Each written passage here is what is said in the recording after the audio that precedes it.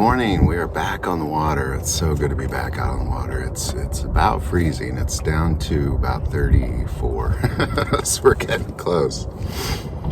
We're going to keep going out here until we get to the end of Matthew. We're going Matthew verse by verse from 24 on, and gone through Jesus' death, a little bit into his resurrection, but I just wanted to kind of follow those 3 days and 3 nights.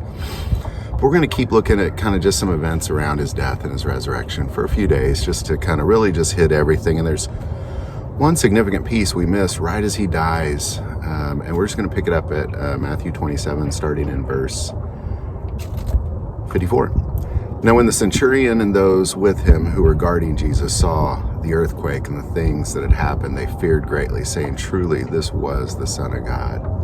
So I want to talk about the Roman soldiers for a little bit, because a centurion is someone who is in charge of a legionary of Roman soldiers, or about 100 men. So he would have been in charge of this whole event, and he clearly is, been around the block a few times, because he's a centurion. He's, you're not born into those positions. You earn those positions through military roles.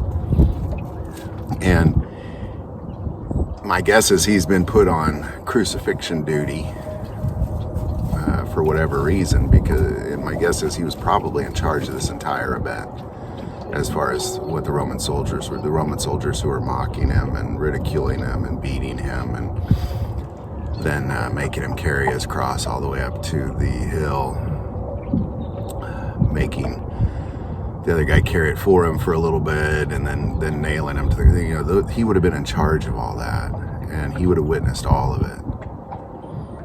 And something I've kind of noticed, my guess is during the mocking, he probably stood by and watched.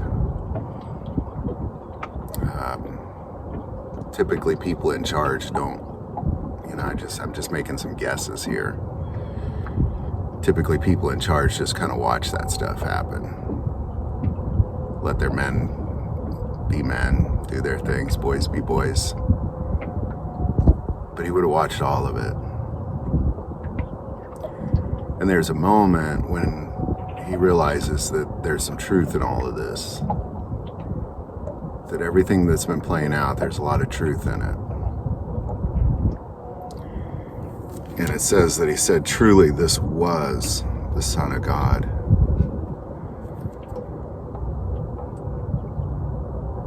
And I find that important to today, because there's moments in time with all of us, all of humanity, where we hear about God, and maybe we see some things of God, maybe somebody tells us about God, maybe we witness miracles, maybe we see things happen in our lives and we think, well, how'd that happen? But there's moments in time when we're faced with the truth, the reality of what it really is. And this was that moment for that centurion.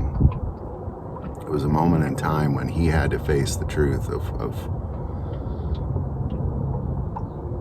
what it was he was staring at. And it hit him. Just kind of watching all those events and watching him breathe his last and him yell out.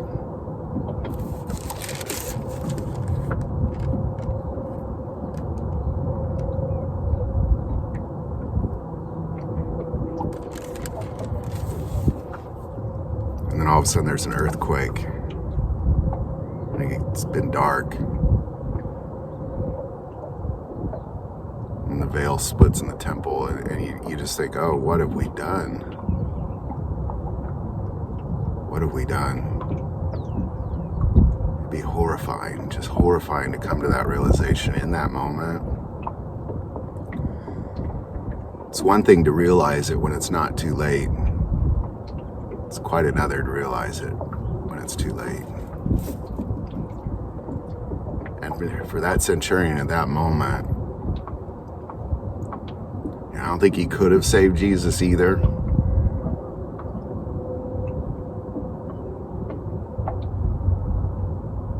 But it was too late to make any decisions then.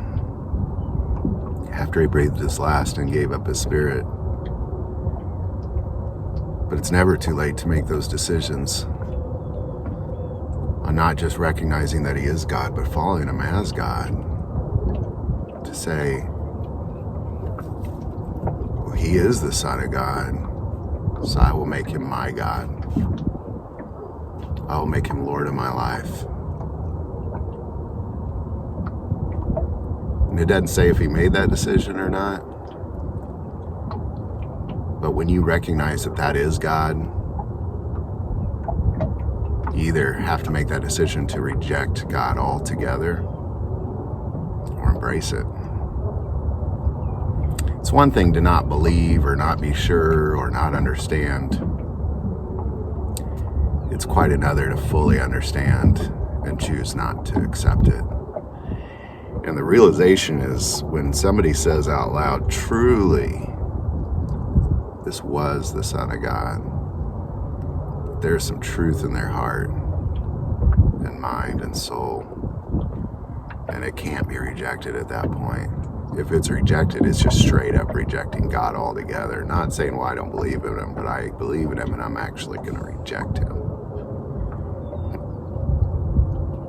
And then for the centurion, that was that moment.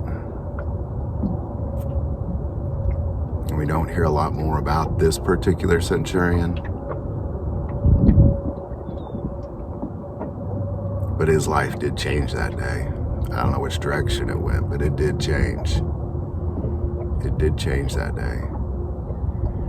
And all of us, I don't know how many comments I get of people saying, well, how could you believe in a God in the sky? So there's clearly a lot of people out there that just don't believe.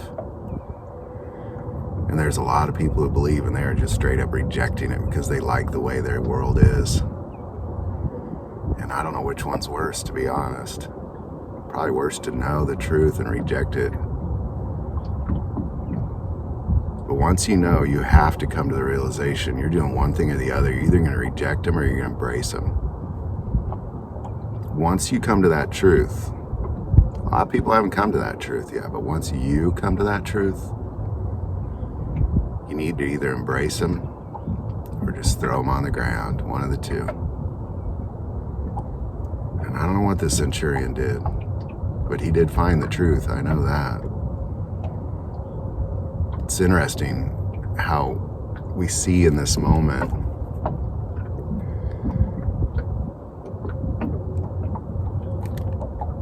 we see a criminal enter into the King of Heaven. We see a man from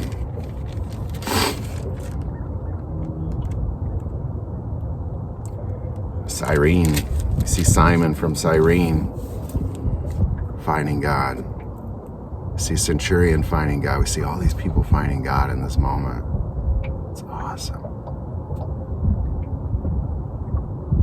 And I wonder, if you get a glimpse into heaven and who's there,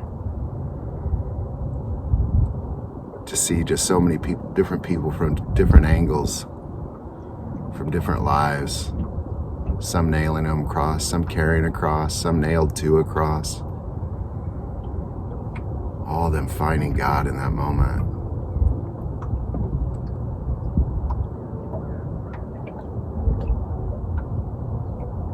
We all have a different path, all of us. But once you find him, you have to make that decision. You have to decide whether you're going to accept him or reject him. Once you say in your heart, truly, he is the Son of God, you have to make that decision. And if you're sitting here right now saying, truly, he is the Son of God in your heart, and you say, well, he is the Son of God. Well, what are you doing about it? Because you got to do something about it now that you have that information. If it's just sitting in a comfortable seat 45 minutes every week, I don't think that's what he has for you. He has something much, much, much greater for you. If you say in your heart, truly, he is the Son of God,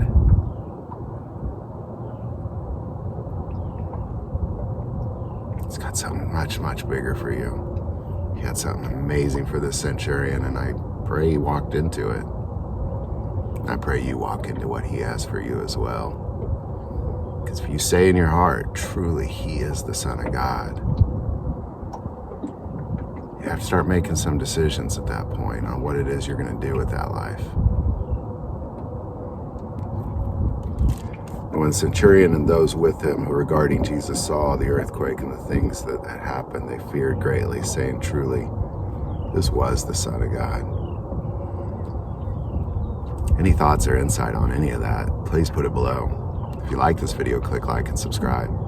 If you feel called to support this channel with Patreon, that link is also below. But the most important part of this channel is we take prayer requests, so please don't ever hesitate to send that in. Thank you for watching this episode of God, Family, and Guns. And as always, love God, love your family, and love guns.